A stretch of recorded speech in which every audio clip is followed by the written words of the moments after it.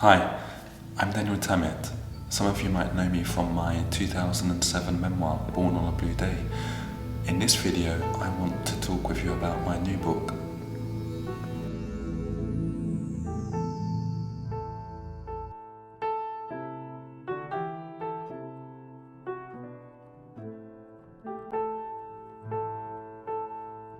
Embracing the Wide Sky is about the mind.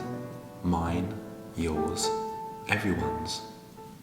I have autistic Savant syndrome, which means that my mind is very good at certain things, such as reciting the number pi from memory to over 22,000 decimal places or learning Icelandic in a week, but very bad at other things, like remembering people's faces or understanding certain emotions. By combining the findings of some of the world's leading neuroscientists who've studied me with my own detailed descriptions of how my mind works, I explored the immense potential that lies within us all.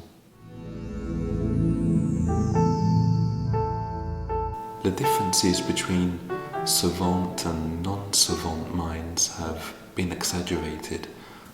I don't have a supercomputer in my head, nor, alas, the ability to foretell next week's winning lottery numbers.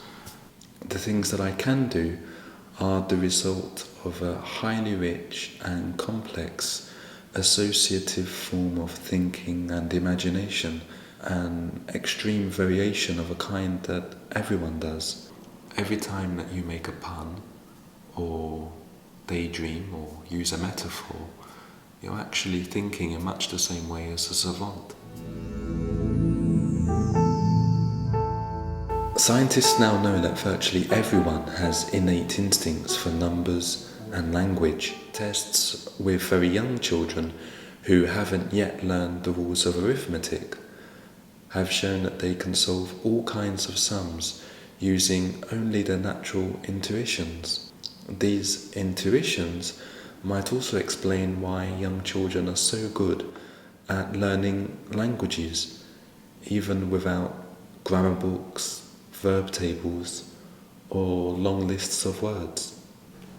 Why then do adults find it so difficult to do math or learn a foreign language? Ironically, it's because most people think too much. Adults tend to conceptualize a lot, building up over time preconceptions of whatever they're about to see or read or hear. As a result, their learning is filtered through these concepts and becomes limited by them.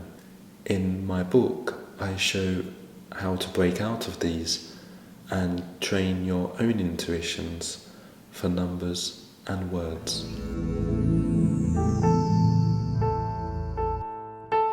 For the book, I underwent my first ever SuperFist IQ test to see just how my mind measures up against the infamous bell curve. In fact, I did very well indeed, but I was struck by just how banal many of the tasks were.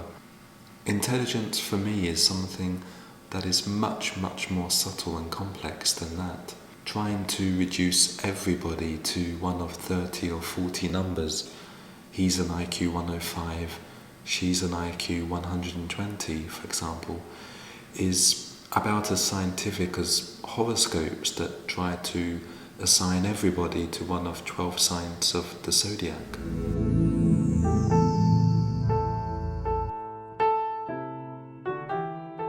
There are so many the stories of people who remember vividly events that they've never actually lived through.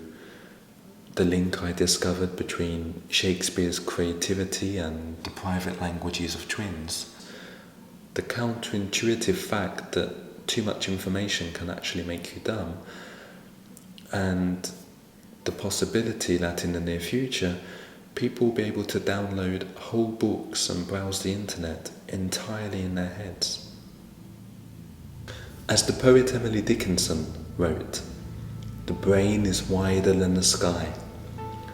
Through the ideas and exercises in my book, I show how anyone can learn how to embrace their own talents and to make the most of their mind.